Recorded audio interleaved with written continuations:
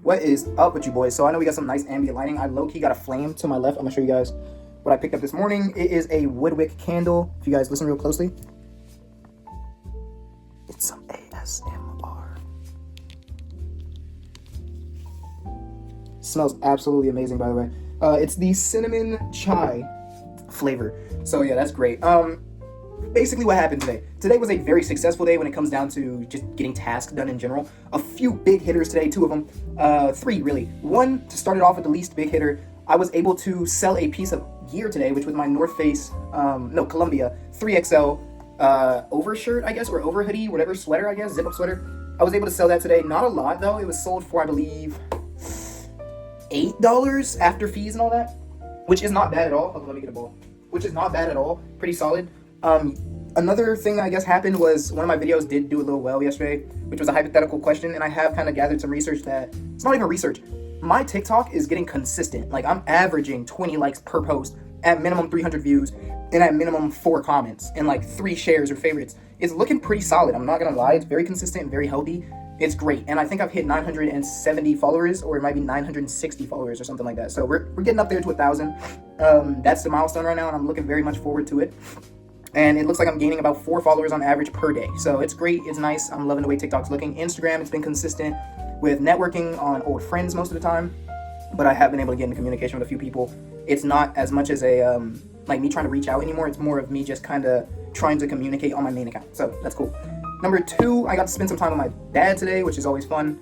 I was also able to go get my bank unfrozen, so that is now good. My funds are now released. We're good. We're Gucci. We're clean. We're swaggy. If you guys know, I was saying the first step that I wanted to make once I got my funds released was to save that money up until I had enough to buy a car and get that car and flip it. That'll lead to my third point, which is, secondly, first of all, what caused my bank to be frozen? They said it was because of suspicious activity, because my account was open in different safaris. Now, I'm not sure how many of you guys bank with Navy Federal and have an iPhone, but you will go into the Safari mode every once in a while and it will flag a random check-in. Every time you log into your Safari, it flags your account. I'm not sure how many of you guys know that, but if you go to your trusted devices, you'll probably see a bunch of Safaris if you have an iPhone. That is why my account got flagged and closed.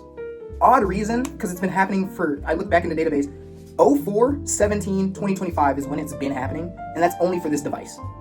So all of a sudden we just flagged my device, and it only happened twice this month. So what's going on? I don't know. That was the reason they gave me for it. I thought it was weird. I thought it was odd. But yeah, I mean, I guess they're doing their job at the end of the day. It's cool. Like I said, my funds are now released. That's cool. I can go ahead and start setting up my banking the way I need to and pay off some little tiny bills I gotta do. Number 3, I meant. What is the big bad news that I'm so hyped about? Like I said, buying a car was the main goal that I had with my money. Came home today, my sister hit me up and was like, hey, our neighbor is selling his car. The car still runs and drives. He's trying to sell it for like 1.5. I was like, are we serial?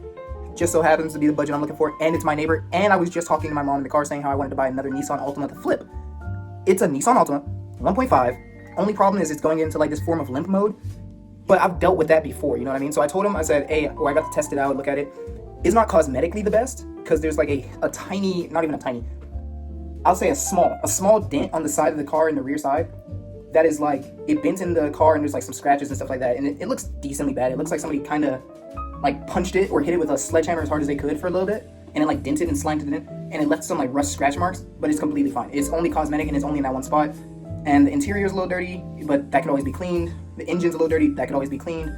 The spare tire's in there, the jack is in there, the car runs decent from what I've seen. I need to do a complete test drive, but from what I've seen, it looks decent. But for 1.5, so what I told him is I'll get a mechanic. I'm gonna have to look around and see if I can find one. I have about a band right now though. Give me just a second. Like I was saying, I checked everything, it looks solid, it just needs a nice little cleanup, a little detail, and it'll be solid. Car's in his name, clean title, 140,000 miles for 1.5K. I will take that. I don't care if it's in limp mode or none of that. As long as it's not some catastrophic engine damage or transmission damage, which neither of those seem to be true, I will take the vehicle. So I need to get a mechanic. I need to look around for a mechanic. I'll get that down. Maybe when I talk to him, I don't want to haggle him because he does enough for me on a weekly basis. He's the one that cuts my grass, and he cuts it at a pretty damn good price. I'll be honest with him. I'll be like, hey, straight up, I had to pay the mechanic. If you could do 1.35, let's do it. Straight up. I'll just only haggle you $100 because I got to detail the car, had to pay for the mechanic. There's a sensor I need to get, a few codes I need to scan. I'll only take you down 100 on the price, 150. I think that's fair. Like normally if this was a normal person, I'd hit him straight up with let's do one band. Like I'm not gonna haggle him, I'm gonna take the money, I'm gonna do what I gotta do. So when I get paid next, I'm gonna get a mechanic, I'm gonna get it looked up, whoop-de-whoop-de-whoop. We're gonna do the whole rundown. If it's solid, we're gonna get it. If it's not solid, we're gonna look for another car. But this is the easiest car for me to get right now. I don't have to drive nowhere, I don't have to do no extra nothing. If I need to work on the car, low-key, I believe he'll just let me work in his front yard if I need to. I'm not gonna do that, but it could be done. So I find it as a win-win kind of thing. I'm helping him out. It makes him happy. It makes me happy. I get a little quick flip. I get a little car I can drive around a little bit, and bada bing, bada boom. You know what I mean? That's an extra 2 bands I can get off of that. You know what I mean? So it's all solid, and that's why I'm also not gonna haggle him, because I know I'm gonna flip the car for probably like 3.5. So I'm gonna make about 2 bands off of that car or more. I'm probably gonna list it for about 4 or 5. Let him talk me down to 4 or 3.5, and yeah. And especially if I repair it. If I completely repair it, oh yeah, we're straight. 3.5 on that car for sure, minimum. I could take 2 on it, maybe 2.5, or I could take 2.5 on it, maybe 2. That's if I don't put any work into it. But 3.5 is around where I'm trying to sit at, and that's an easy little flip. That money could immediately be flipped into another vehicle. That another vehicle could be flipped into something else. And I've been wanting to only make 3 flips. So if I could double 3 cars, I should ideally come out with about 10 bands in straight profit. So that's what we're looking towards. And like I said, this is a great next little step for me. I was able to get my bank account unfroze, and that was the only step I really needed to take. So with my debit card being unlocked, with my secondary debit US pay card being unlocked, I need to take my pay and go ahead and get that into cash. Once I get all that money moved into cash, that's when I can start moving around with it as I need to, paying mechanics and all these other things. And once I can get that done, and once I can secure this car, and once I can fix this car up, we're set. That solves about 8 to 9 of my immediate problems. There's a few little workarounds I gotta do and a few little things I gotta solve. The only problem I need to solve currently is the speeding ticket. And other than that, we're solid on everything, and the only thing we gotta pay off after that is credit cards. Which, if I could sell this vehicle, the credit cards are paid off. I ain't even worried about them, but I'm not gonna spend that money straight up on credit cards. It's an unmovable asset for me right now, so you know what I mean? I'm not gonna work on it too much, but I find this to be great opportunity. W assist, I gave the assist of the year currently to my sister, so that was a W throw up.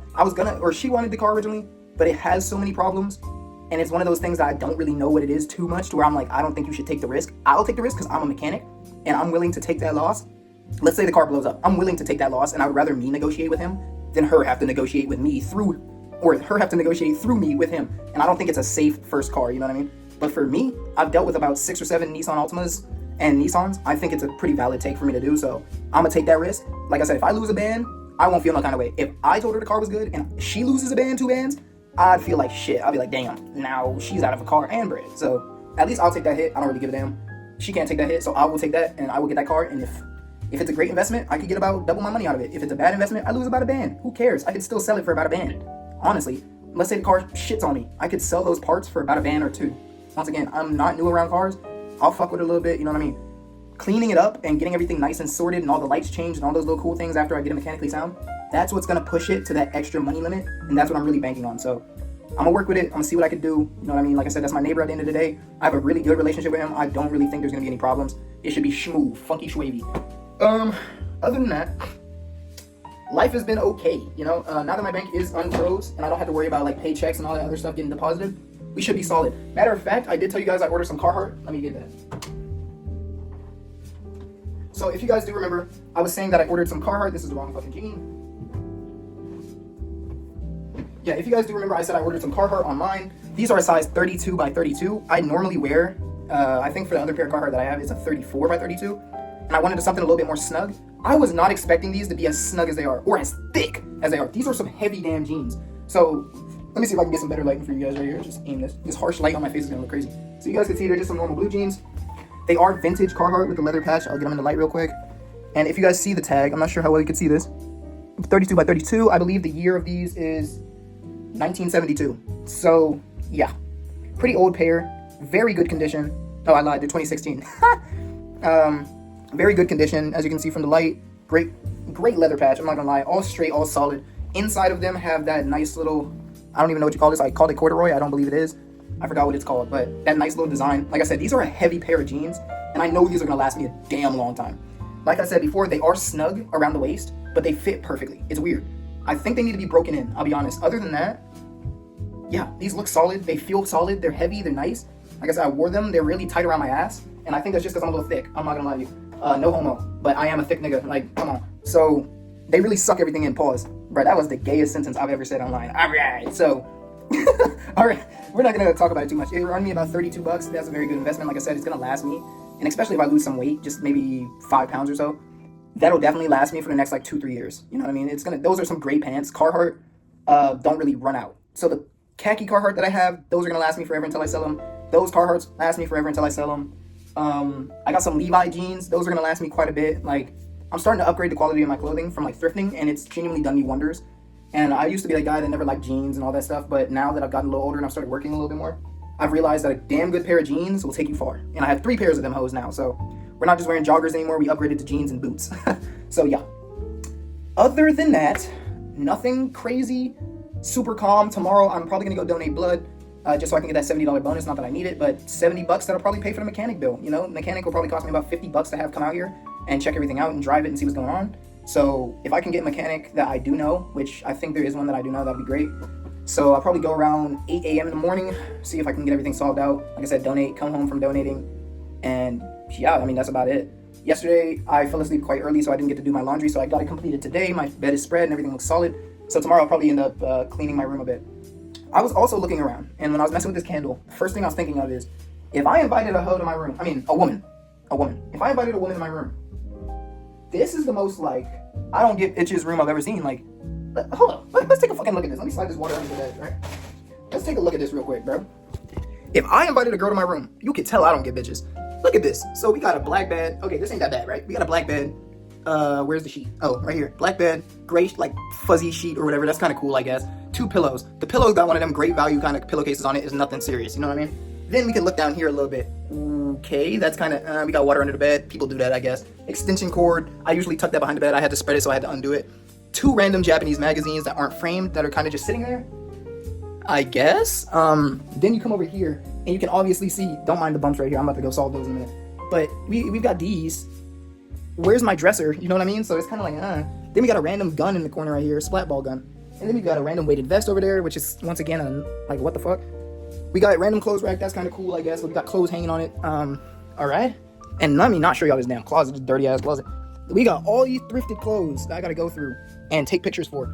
Another pile of thrifted clothes in the corner here. We got a shoebox rack over here. We got this over here. Then we got, what, like a tiki mask? A bunch of bags, and like the Japanese box I got my DS in, and we got more like splat ball gun shit over there. And then this corner is even worse. We got my outdoor hooping shoes, protein powder, laundry detergent for all my thrifted clothes, and dryer sheets, and just 2 colognes sitting on top of that. And then we got all my designer shoes, and it's like, I guess, but like maybe I can go room shopping or something like that.